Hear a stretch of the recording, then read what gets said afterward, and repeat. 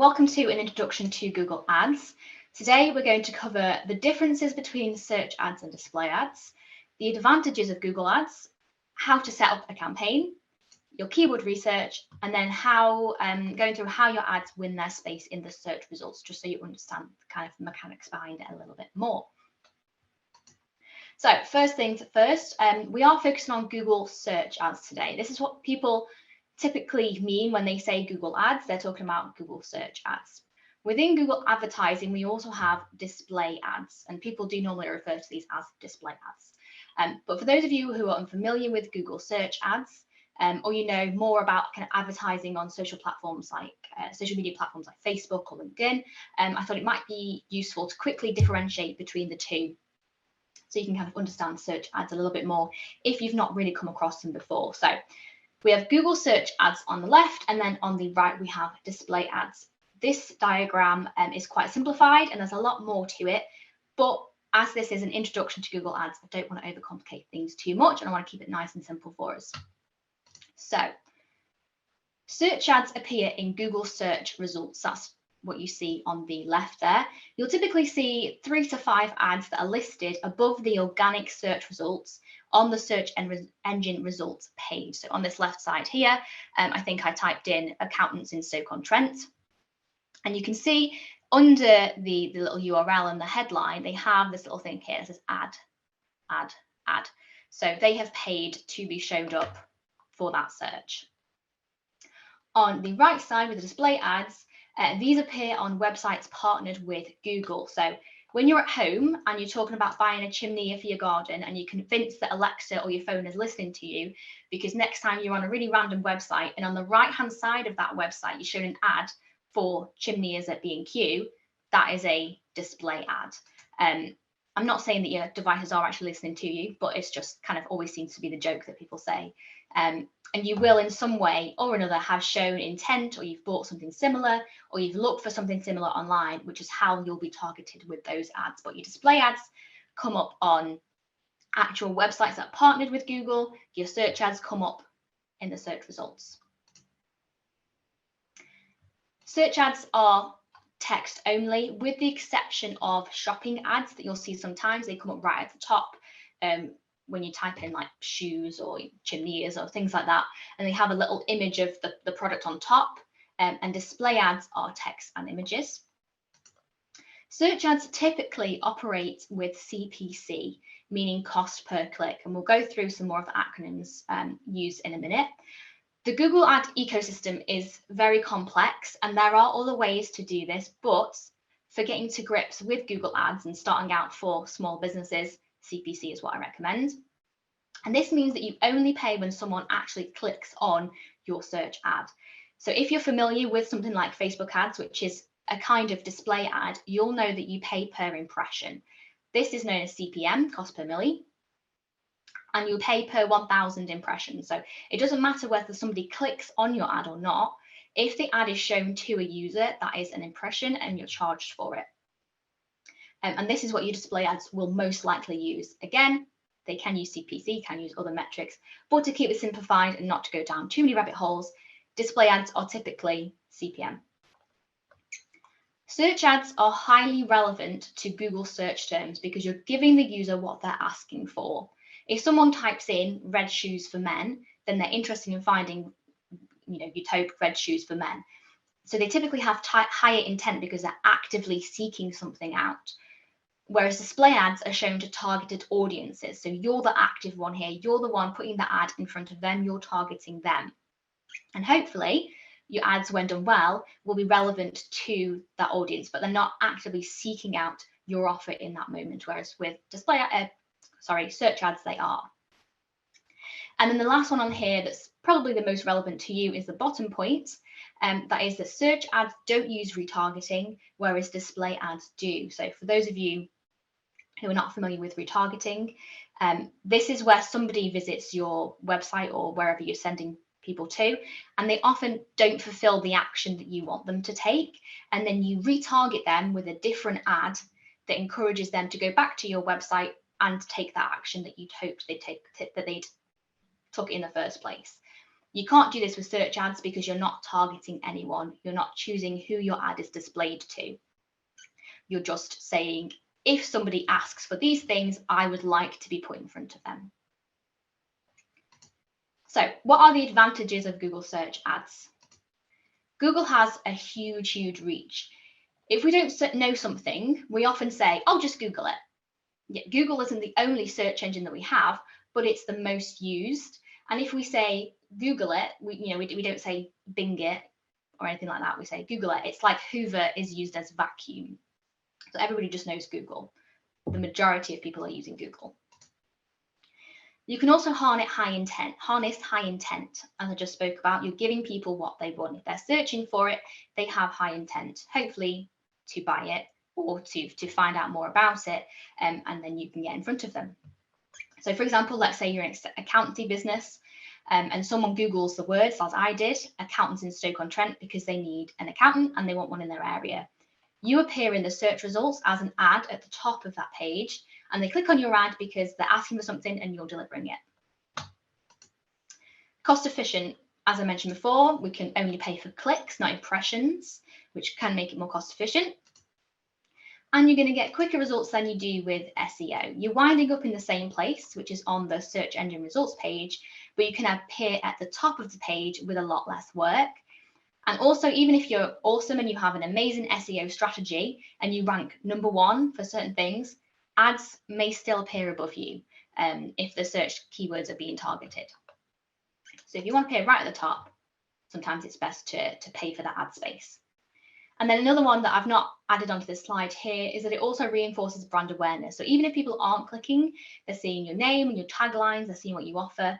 And the more that they see it, the more likely that they are to check you out or keep you in mind for the future.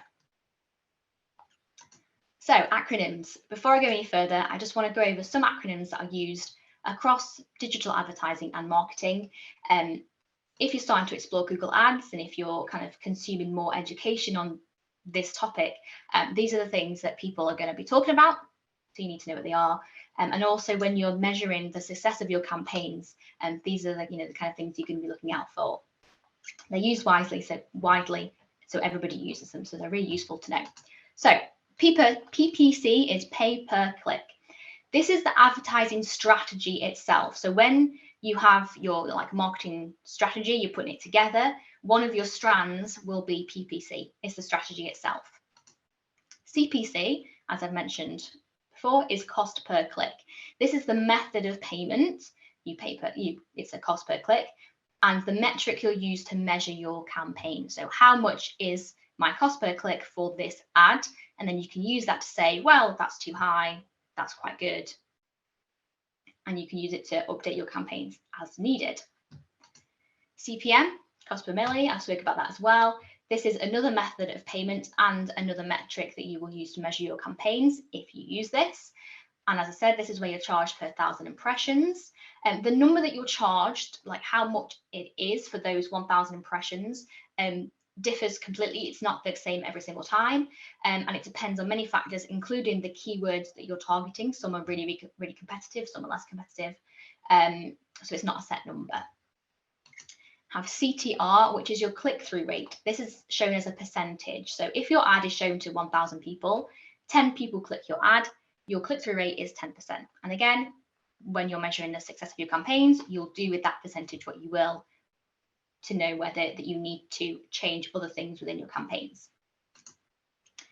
CVR is conversion rate. So it's also a percentage. Again, if 100 people visit your website and you convert 10, your conversion rate is 10%. CPC and CPA. Now you'll notice that we've already mentioned CPC, but some people use this as well for cost per conversion. Others will use cost per acquisition. So literally as it says, that is how much it costs you to convert somebody to whatever it is that your conversion is set to, whether it is getting a lead, whether it's a sale, whether it's filling in a form, downloading something, whatever your conversion is, that is the cost for it. Then finally, we have search engine advertising and search engine marketing. So search engine advertising, this is what your Google search ads and display ads fall under. So you're advertising on the results page of a search engine. this is part of search engine marketing. Well, search engine marketing is kind of like the overarching strategy. It's like one level above, because that also includes SEO. And SEO isn't advertising, you're not paying for those slots. So that comes under search engine marketing, and your advertising, obviously, you're paying to advertise something. And then another one, again, that I haven't added to this slide, which I have mentioned already, is SERP, S-E-R-P, and this is search engine results page. So if somebody's writing something, you read in the blog about Google Ads and somebody says SERP, it's search engine results page, and this is the results page once you've searched a term in Google, and this is where your Google search ad will show. So I know there's quite a lot there. Some of you might know these already, some you might not be so familiar with, but they're really, really useful to know and have to one hand, rather than, yeah, like I say, getting to more education on this topic, reading through something and kind of being, you know, shown one of these acronyms and not knowing what it means and have to go off and do separate research. So let's talk about setting up your Google Ads. So first tip for creating your campaigns is you want to choose expert mode. So when you go to Google Ads and you're setting this up, you want to, at the very bottom of the page, just above where it says need help, you're going to choose expert mode. Now, what this does is it gives you more control and more choices as you set up your campaigns. You may think that you don't want more control and more choices, but flexibility is really important for smaller businesses with smaller budgets, because the likelihood is that you're not going to be giving Google enough data and enough budget to really, really optimize your campaigns for you at a high level. You don't want to hand over all of the reins to Google. You want to be able to keep a lot of the choices back for yourself. And to do that, you really need to do that in expert mode. It doesn't like overcomplicate things too much. Like I say, it just gives you more choices and more flexibility.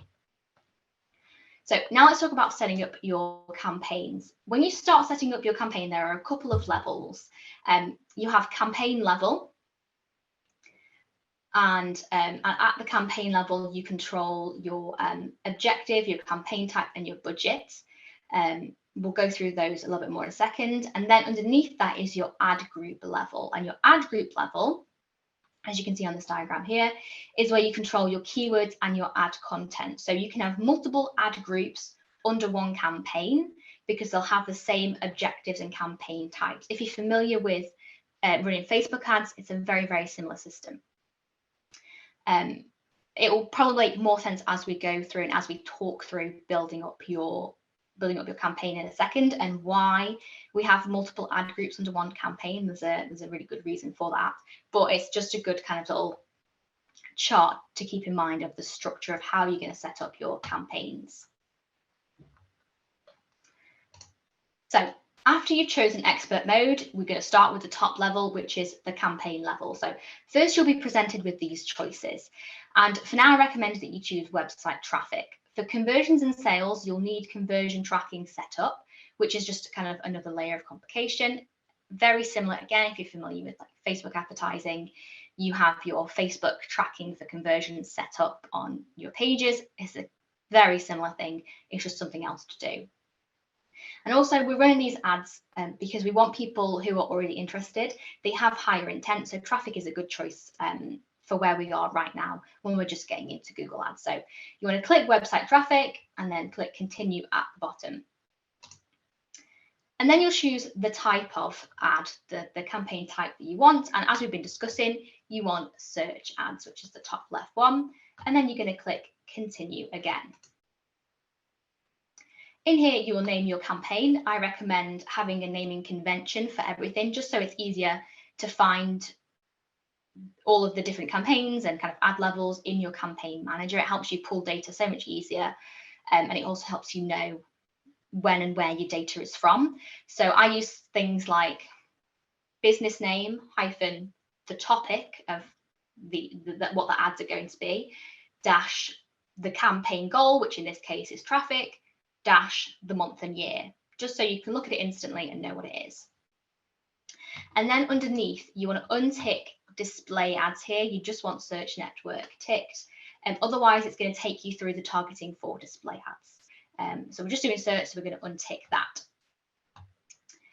And then at the bottom of that page is where we specify budget and bidding. So your budget is self-explanatory. This is how much budget do you want to put into your campaign per day. Then bidding, we want traffic. So in the drop down, make sure it's set to clicks. And then you can also set a maximum cost per click. So you want to say, for the keywords that are in this campaign, I am willing to spend, 30, 40, 50 pence, however much it's going to be for a click. The important thing to remember when it comes to your budget and your bidding is that day to day, Google may spend more than your specified daily budget and may spend more or less per click than your specified bid. But over the month, it works out to what you've said. So that's just Google trying to get you results. So if your daily budget is £2, but on a certain day, Google thinks that spending £3 on that day is going to get you some good results, it will spend that £3. But then what it will do is it will spend less another day. So then at the end of a 30-day month, overall, you'll have spent £60 because you've said that you want to spend £2 per day. It's just that your day-to-day may look a little bit up and down, but over the month, it's going to work out. So don't worry if you're going in and Google spends a little bit more or less than you've said. It's just trying to get you results for what you said. Moving on to keywords. This is how people are going to find our ads. So whereas with like our display ads and our Facebook ads, we type in people who are interested in certain topics or in certain demographics. Instead, what we're targeting is what people are actively typing into Google. So I typed into Google, accountants in Stoke-on-Trent, and these are the ads that showed up. And that means that these businesses are targeting the keyword accountants in Stoke-on-Trent in some way. And I'll talk through the different types of keywords now, because it doesn't have to be exactly accountants in Stoke-on-Trent, depending on how their keywords are set up. So we've got different types of keywords. The first one we have is a broad match type. So this is where you don't add anything else to your keyword like brackets or quotations when you're writing them into the Google Ad platform. And this means that anybody who types in anything similar to what your keyword is, your ad might show up. And Google determines what is deemed as similar. So as an example under here, I've written how to write a website guide. So somebody might be looking to write their website, they want a guide on how to do it. This is what they've typed into Google. If somebody types in anything similar, so Google could determine that sales page is similar to website or homepage or anything like that, how to set up a website, Google might think, oh, that's kind of similar, then your ad could show up. It's not the best if you have a lower budget because your ads could show to less relevant people. It's good to have if you've got a really big budget to play with because you could get more ideas for what people are searching for. But if you've got a lower budget, I would go with one of these next ones. Next, we have phrase match type, and you're going to use quotation marks for this around your keyword. And what this means is that the words you have in your keyword have to be in the user search. They can be in any order and they can include any other words, but the words within those quotation marks have to be included for your ad to show up. And this is really useful to narrow down your audience. Like I said, any order, whatever order of those words, they can add in additional words. They just can't take any words out. And then we have exact match type, which is where you're going to use square brackets at either side of your keyword. And someone has to type that exact phrase into Google to get your ad. Now, there are some variations, which are usually if Google determines that one word is synonymous with another, such as book or ebook or a PDF. So here we've got guide. Again, Google might determine that ebook or PDF or how to is similar enough and will show it. But typically it's going to be the exact phrase. Also things like spelling variations and small spelling mistakes if Google understands what it is that you're trying to ask for. And if, again, as I said with the last one, if somebody adds words to the search before, after, or in between this keyword with the square brackets, your ad's not going to show up. So it has to be that and that alone. Now, when you're putting your keywords into your ad group, when you're setting up your campaigns, I would suggest that you don't have too many keywords per ad group because you want the ad that shows up to be as relevant and as close as possible to the keyword that you have searched. So if your keyword is Facebook marketing for beginners, you want your ad, which we'll talk about in a minute, to say the same or very similar. And if you have 30 or more keywords listed out in this one ad group, then I'm betting that a lot of them aren't gonna say that. There's gonna be a lot of variation in terms of what people are searching for and what you're showing them. So going back to the example of the accountants in Stoke-on-Trent, if I click that here, will it show me it? I'm not sure. There we go. I want to see more or less exactly accountants in Stoke-on-Trent. That's what I've searched for. That's what I'm looking for. The first one at the top is pretty good. The second one I personally don't think is great, because sure, it says accountants, but I've specifically searched for one in Stoke. That's what I'm searching for. I don't really know. It doesn't tell me that it's in Stoke. It doesn't tell me where it is. I don't know where they're based. So they're not going to be my go-to click. Group accounting in the headline, I also think is potentially a waste of some copy real estate, because it does nothing to draw me in, doesn't mean anything to me. But the ad above tells me that they're in Stoke, which is exactly what I'm looking for. And it's also going to draw in businesses who are looking for someone to suit a cheaper budget. So having a more relevant ad also improves your relevance score, which can reduce your cost per click because it's linked to your quality score. Again, that's something I'll talk about a little bit later when we talk about how your ads are going to win these spaces on the search engine results page.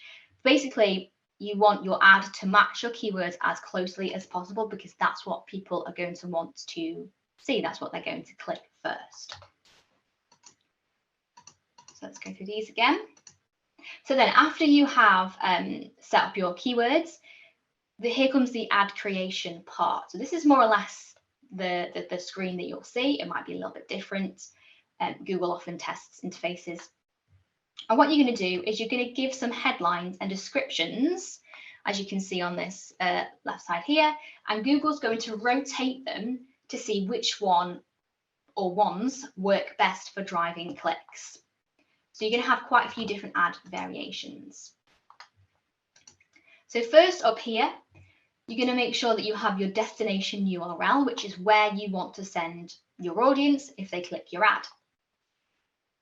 If you're running very specific ads for a very specific product or a program, and you have multiple of them on your website, always make sure that you direct the traffic to the relevant page. There's nothing worse than landing on a home page and trying to find what you're looking for on a website that you've never come across before.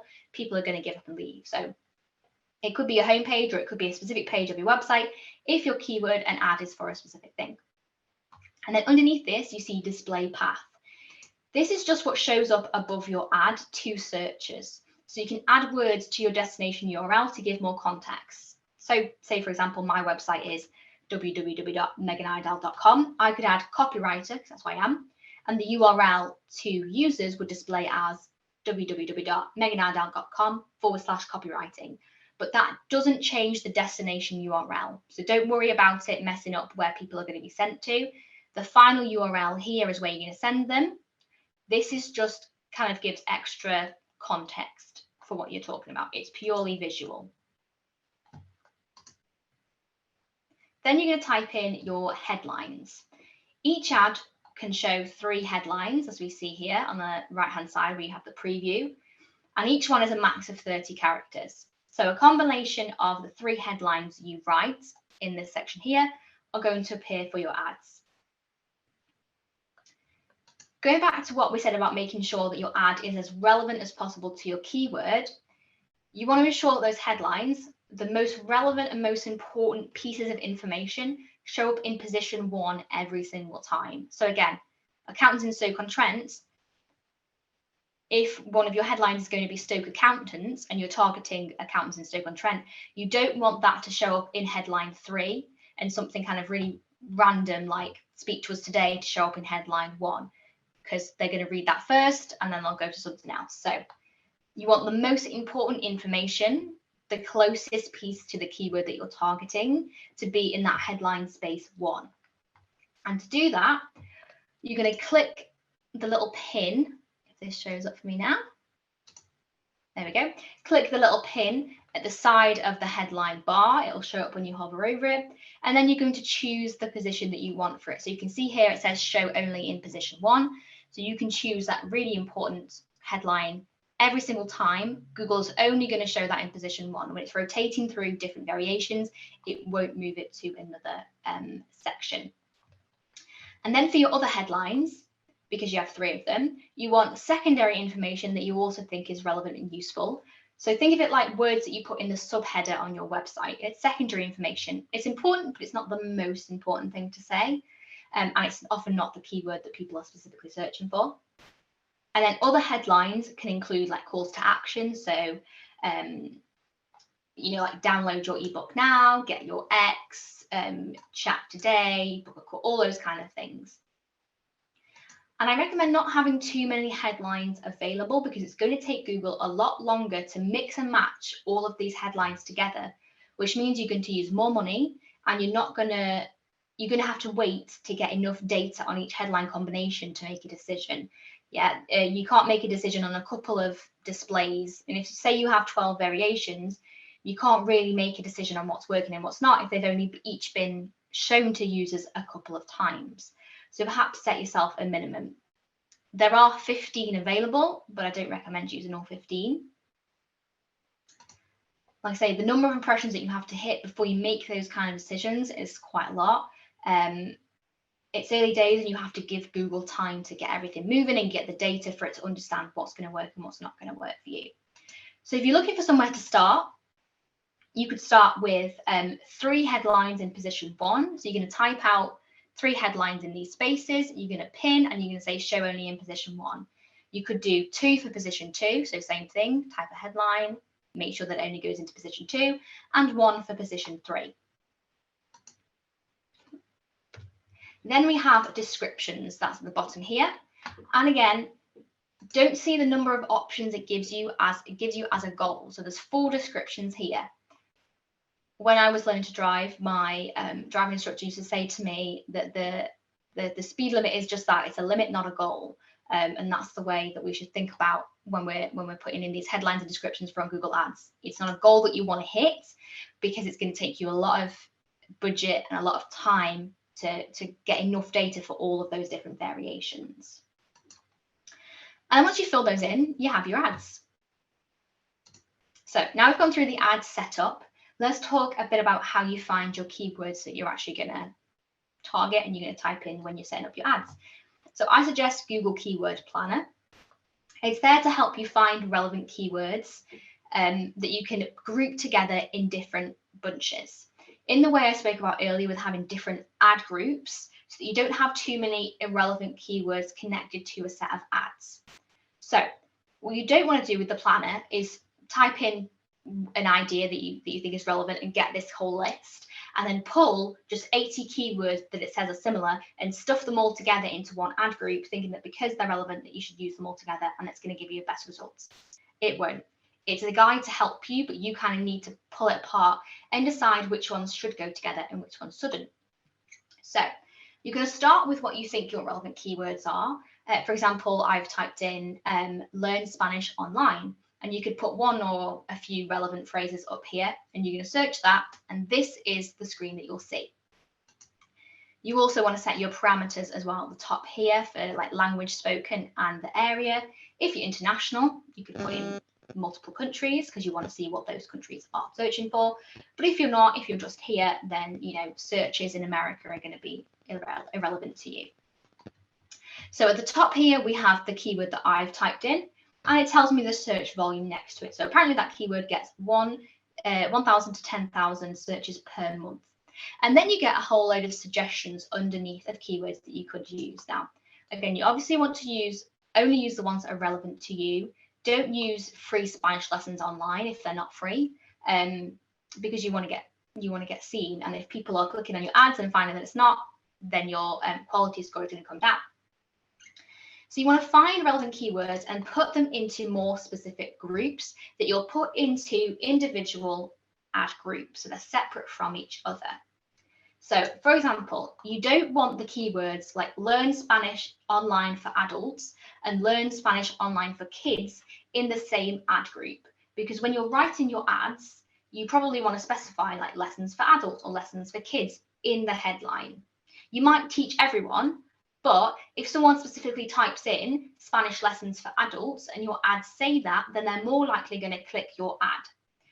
But if they type in Spanish lessons for adults, because you're targeting that keyword, as well as kids in the same ad group, and within your various different headline combinations, you have one that says Spanish lessons for kids, and that comes up even with their search term, they're going to see, oh, well, I've asked for adults, but now they're showing me an ad for kids. I'm not going to click on that. I'm going to click on another one.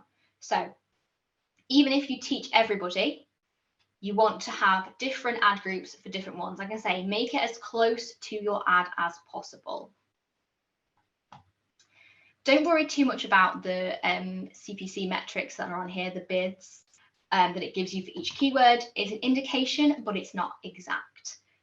So I wouldn't worry too much. I would start with something and then measure your results as you go and see if you need to up your bid or if you can lower it slightly as well. So how does your ad show up over the other businesses who are targeting the same keywords? Because the likelihood is that, there's not only going to be 4 people targeting your keywords, so you're not going to show up every single time. So the auction system, how you win a bid. There are 3 factors at play here. The first is the bid itself. So this is how much money you've set that you're willing to pay for a click. The second is the ad quality. And this is determined by your quality score. Your score out of 10, and this is made up of 3 things. So it's your ad relevance. So again, going back to what I spoke about earlier in terms of making sure that your keywords match your ads, does your ad and what the user is searching for match up well? If they do, great, your quality score will go up. If it doesn't and it's consistent, people are consistently finding that your ads don't match up with what they've asked for, then your quality score is going to go down. And then you also have you also have your expected impact of ad extensions.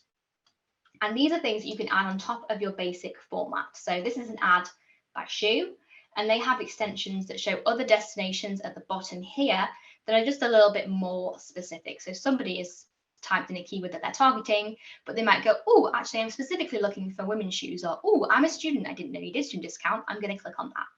They're just extra things that you can add to your ad. You don't have to have them, but you can do. But all of those 3 things are going to impact whether you win the bid or not. The other thing I should say as well, going back to your ad quality, is the landing page experience. So if your site takes 10 seconds to load, most people are going to leave, as they would for any website in any situation. And Google, the all-knowing algorithm, knows this. And if people are consistently landing on your page and going, oh no, this is taking too long, and they're leaving, then it's going to lower your quality score, and it's going to also understand your expected click-through rates. So Google will think, oh, this ad has an expected click-through rate of this thing. It's really good. People are going to, think that we're offering them really, really good search results that are useful to them. We're going to show up this ad because then people are going to be more likely to turn back to Google to find the things that they want. Whereas if your expected click-through rate is really low, Google are going to be less likely to put you there because they think, well, somebody else is going to give us better results and reflect better on us. So what this means is that it doesn't just come down to money, so you don't have to worry about that. If company A can bid 50p for the same keyword that company B can only bid 40p for, company A doesn't automatically win. If company B has a way better quality score, they're more likely to come out on top. It's not a guarantee, but it is more likely. And basically what this all comes down to is just user experience. So you want to try to provide the best user experience possible that you can, and that's how you're going to win in Google Ads, but also just with marketing in general. So always keep your user and your audience, their priorities at heart, and give them what they want. And my best suggestion really is to just kind of go in there. If you've not done a lot of Google Ads before, is to go in, give it a go, start off small and learn as you go. Don't go in too big, because as I said earlier, Google needs a lot of data to kind of really optimize stuff for you. And if you spend all of your budget within the first day, Google's just going to be kind of going, oh, I need to find out what's going to work best. I'm going to test a load of things. and then you're kind of left without enough data to make a right decision, and you'll spend on your budget. So start low, go, and then measure over a longer period of time as well. Google's going to be better on certain days and lower on other days. So don't monitor your ads too much day to day, because they're going to fluctuate. A week, I would probably say, is like really your minimum when you want to look at something, but really over a month is going to give you better data, more unbiased data to look at and determine the success of your campaigns. But of course, it's going to also be determined by how much budget you're putting in as well. The more budget you put in, the more data that you'll get early on. The less budget, the more time you'll have to spend to get that data in. So that is everything I have to say about Google Ads as an introduction. I hope that all made sense. There was a lot to digest in there. Does anybody have any questions about anything that I've spoken about today?